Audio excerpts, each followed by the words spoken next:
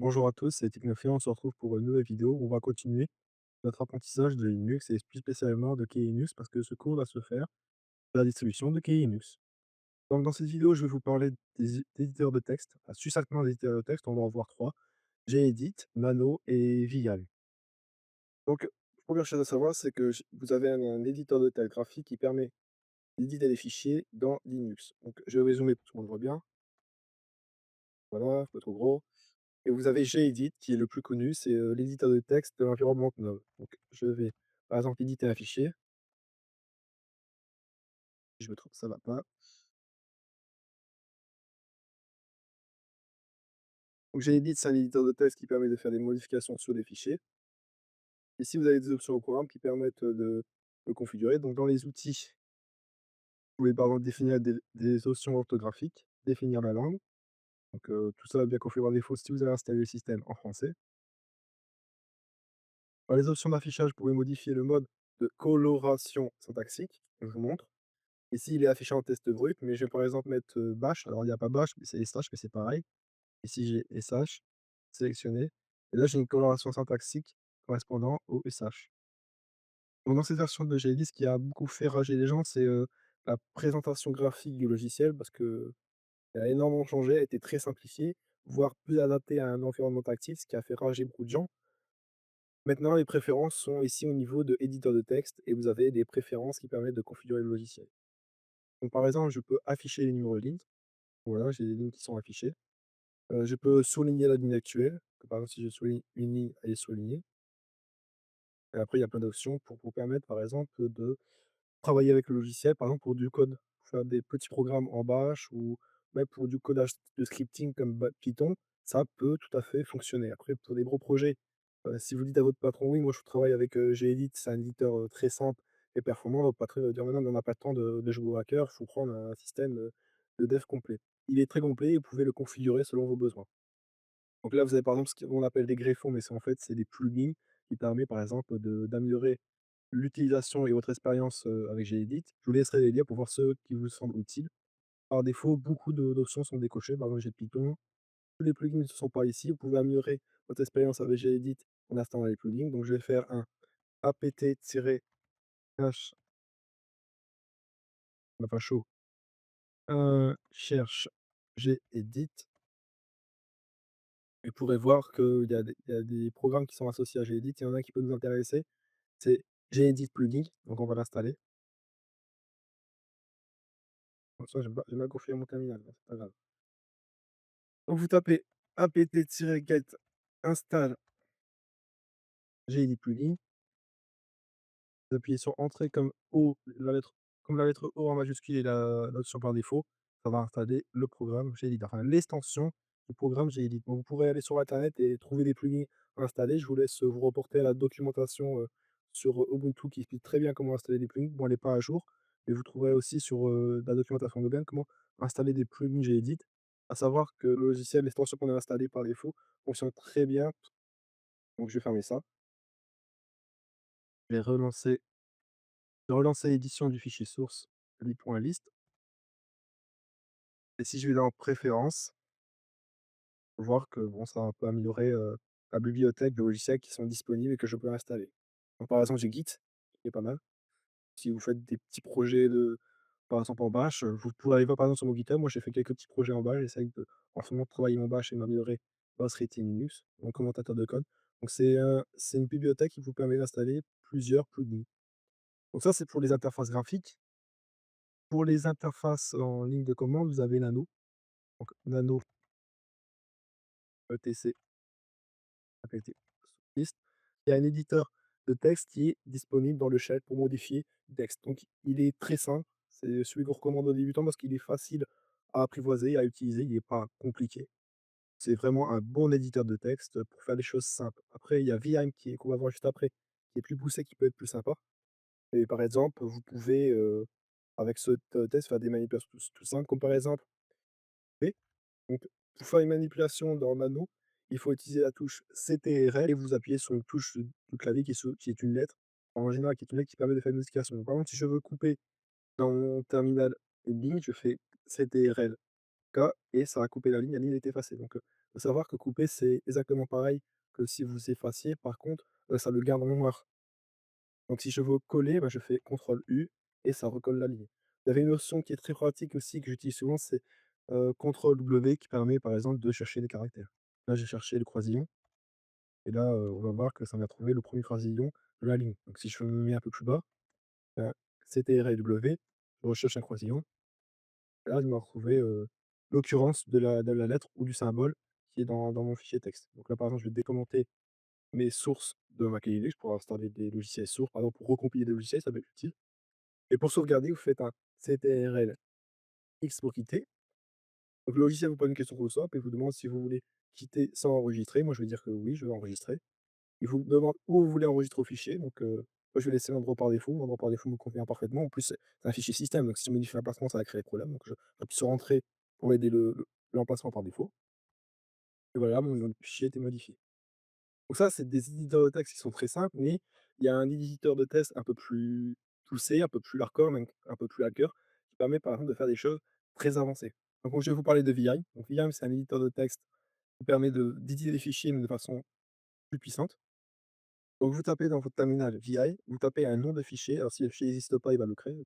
Bon, par exemple, je vais écrire le nom fichier, si j'arrive à écrire. Et là, il va me créer un fichier vide.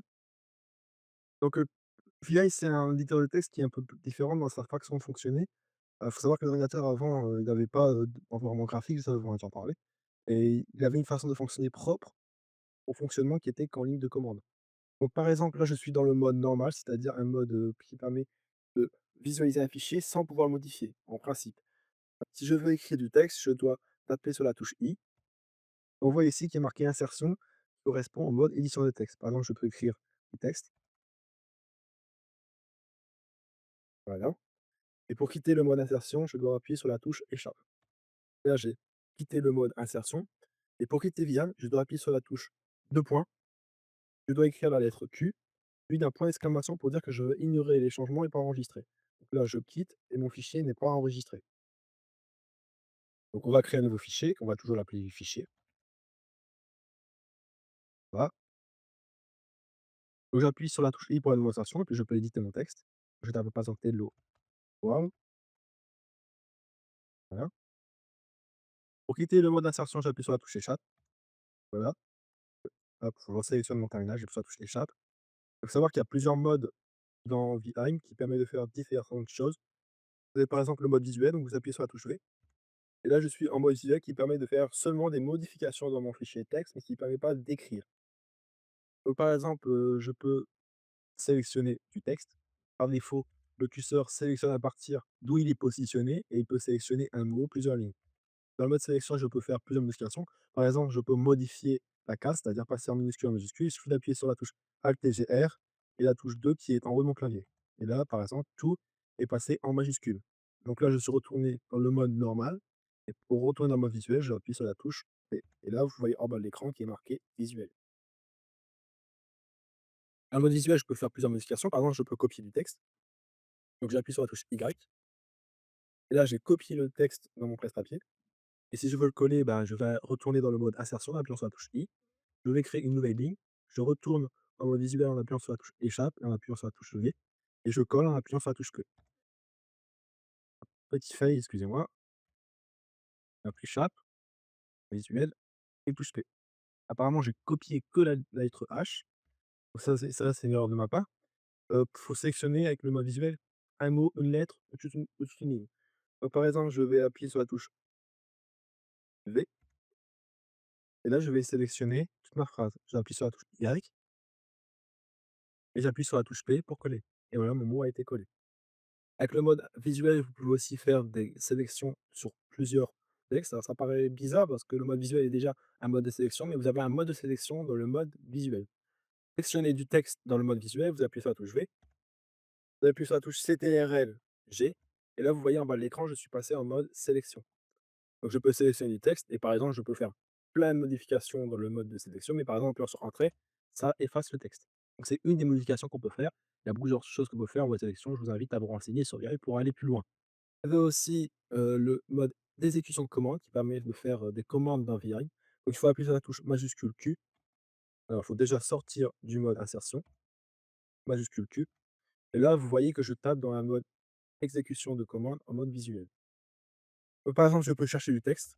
Donc, je vais chercher par exemple la commande hello, le mot hello, et là, on peut voir qu'il m'a trouvé la ligne hello world où j'ai tapé hello. Je peux faire aussi des modifications sur mon fichier texte. Donc, par exemple, je tape la commande S, tape hello en majuscule, et je vais par exemple le mettre en minuscule. Donc, je vais mettre hello en minuscule, et je mets G pour dire que c'est global. Et on peut voir que mon mot a été modifié. Pour sortir du mode d'exécution de commande, il faut taper VI, voilà, et I.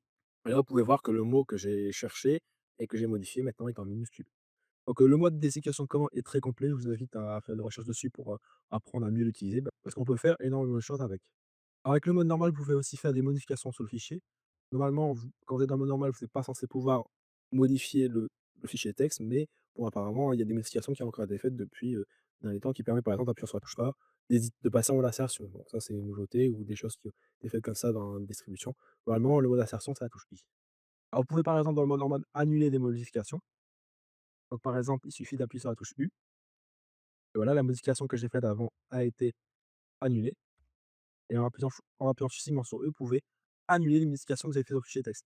Et ça, c'est très puissant. Par exemple, dans Nano, vous n'avez pas ce genre d'options, hein, pas des options aussi puissantes que dans VI, qui permettent de faire des choses très poussées sur du texte.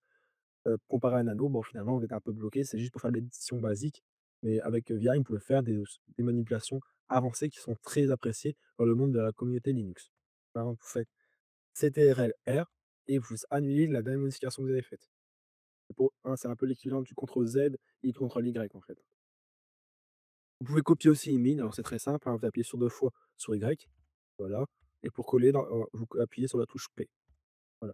Je précise que je suis dans le mode normal, hein, pas dans le mode visuel ou dans le mode exécution de commande ou dans le mode insertion. Je suis dans le mode normal, c'est-à-dire dans le mode normal où je fais que visualiser un fichier. Donc je sais que c'est bizarre comparé à ce qui est expliqué, que le mode visuel est pour faire les choses et qu'on peut faire les mêmes choses en mode normal, mais bon, je vous laisse, vous plaindre aux programmeurs. Vous pouvez aussi couper une ligne. Alors couper, dans le terminal, c'est l'équivalent de supprimer, mais quand vous supprimez, vous gardez l'information en mémoire. Donc vous appuyez 2 fois sur la touche D, et voilà, la ligne est supprimée. Vous pouvez aussi, supprimer un caractère avec, la touche X. Parce qu'avant, sur l'ancien clavier, il y avait pas autant de touches qu'aujourd'hui. Aujourd'hui, on a plein de touches qui font des raccourcis, mais avant, on n'avait pas la touche supprimer, donc on utilisait la touche X pour supprimer, une lettre. Donc si j'appuie sur la touche X, ça supprime un espace ou une lettre. Vous pouvez aussi effacer un mot du début du curseur jusqu'à la fin de la ligne. Donc vous tapez par exemple DW et le mot est supprimé jusque le début du curseur, c'est-à-dire le prompt, jusqu'à la fin de la ligne. Pour sauvegarder un fichier, c'est très facile. Quand vous appuyez sur les 2 points, vous pouvez écrire la commande W pour écrire, write, Q pour quitter et point d'exclamation pour ignorer les avertissements. Là, vous enregistrez. Si je fais un cat fichier, vous voir que le mot hello a été écrit dans mon fichier. Alors, je vous encourage à lire le tuto Vim Tutor qui permet d'aller plus loin dans l'exploration et l'utilisation de Vim. Donc, vous tapez Vim Tutor, vous tapez l'argument FR pour qu'il soit en français. Là, vous aurez un tuto en français qui vous permet d'apprendre à utiliser VI. Donc, il n'est pas compliqué, il est très simple à apprendre. Il faut le faire plusieurs fois. Moi, je vous conseille de refaire ce tutoriel. Moi, je vous conseille de manipuler pour apprendre et retenir ce que je vous ai expliqué. Le VinTutor va vous permettre d'aller plus loin. Ça prend 20 minutes à tout casser, une demi-heure, et ça vous permet de faire des manipulations très simples pour apprendre à utiliser VI. C'est la fin de cette vidéo. Je vous remercie de m'avoir écouté. Je sais, c'était un tuto très rudimentaire et très simple, mais pour le moment, on est dans une série vidéo qui vise à vous apprendre l'utilisation basique de Linux. Donc, on va avoir des choses plus avancées après. Alors, si vous êtes débutant, soyez pas trop pressés parce que je vais perdre certaines personnes, j'en suis sûr, parce qu'on va faire des choses un peu plus compliquées. Vous avez apprécié la vidéo, vous pouvez toujours mettre un like, ça fait toujours plaisir. Dire merci dans les commentaires. Je vous souhaite bonne chance dans vos projets. Je vous dis à plus. Ciao.